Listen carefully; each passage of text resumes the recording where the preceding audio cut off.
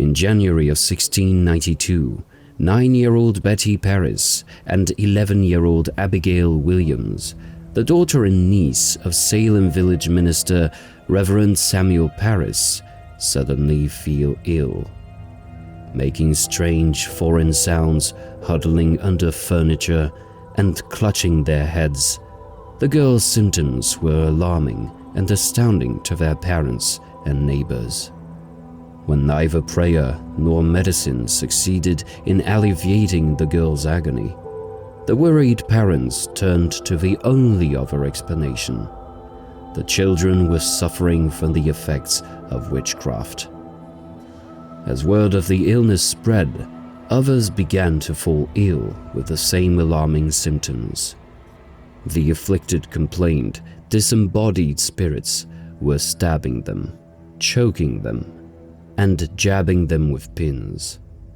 Soon, names were cried out as the afflicted began to identify these specters. Neighbors, acquaintances, and total strangers were named in the statements and examinations that followed. Over the course of the year 1692, between 150 and 200 people were jailed for witchcraft. Ultimately, 14 women and 5 men were hanged, 1 man was tortured to death, and at least 5 people perished in prison. This was the largest series of witchcraft trials to ever take place in North America, and would be the last large-scale witch panic to take place in the English colonies. To understand the events of the Salem witch trials, it is necessary to examine the times in which these events occurred. There were the ordinary stresses of 17th century life in Massachusetts Bay Colony, a strong belief in the devil, the recent smallpox epidemic, the ever-present threat of attack by indigenous tribes and their French allies, boundary and border disputes between neighbors. These factors alone created a fertile ground for fear and suspicion.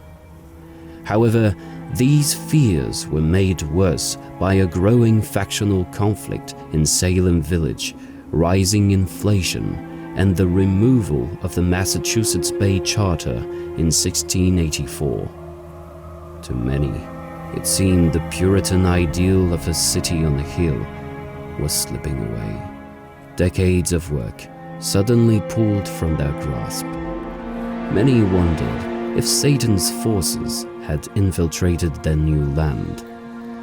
When a new charter finally arrived in May of 1692, the growing number of witchcraft accusations prompted newly appointed Governor William Phips to hastily create a special court, the Court of Oyer and Terminer, to oversee these cases.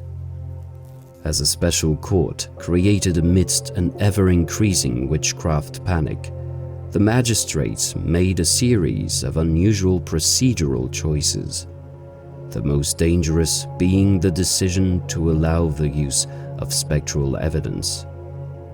At this time, some believed witches were able to project a ghostly version of themselves beyond their physical body, which could be sent to torment unsuspecting victims. The first to be tried by the Court of Oyer and Terminer was Bridget Bishop of Salem Town. Goodwife Bishop was found guilty and hanged on June 10th. 18 people from all stations of life followed her to the gallows on 3 successive hanging days. Finally, due to a combination of factors, including numerous petitions and letters offered by the accused, their family members, and local ministers, as well as the accusation of individuals from the highest levels of society, including the governor's own wife, Governor Phips disbanded the Court of Oyer and Terminer in October. Trials resumed in January of 1693, this time with a new court, the Supreme Court of Judicature. the same court we use in Massachusetts to this day. This court differed from the first in that it no longer accepted spectral testimony. With this controversial evidence gone, most were found not guilty and released. Though a few convictions from both the old and new court remained, in late January, Governor Phipps stepped in once again and issued last-minute reprieves. The Salem witch trials were over. As the years passed, some offered apologies for their role in the witchcraft trials, and restitution was eventually paid to many of the victims and their families. In 1697, the Massachusetts General Court ordered a day of fasting and prayer in atonement for errors made by the colony, including the witchcraft trials. On this day, one judge, Samuel Sewall, and 12 jurors came forward to apologize for their roles in the Salem witch trials. The other magistrates never admitted there had been a miscarriage of justice, going to their graves believing they did what was best for the colony. Though a resolution was passed by the General Court in 1711, which reversed the attainder in the case of many of those condemned in 1692, 7 individuals were not included by name, and thus technically remained convicted of witchcraft.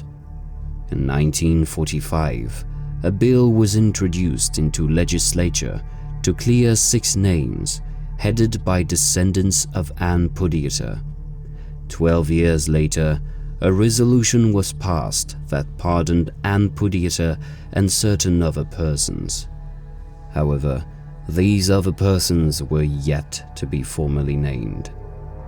5 of the missing names were finally added to the resolve in October of 2001, formally declaring the innocence of Bridget Bishop, Susanna Martin, Alice Parker, Margaret Scott, and Wilmot Redd. Unfortunately, one last name, that of Elizabeth Johnson Jr., was missed in the 2001 resolve. Inspired by a talk given by historian Richard Haight, a group of middle school students in North Andover, Massachusetts, took it upon themselves to clear the remaining name. This last case was finally resolved in the summer of 2022.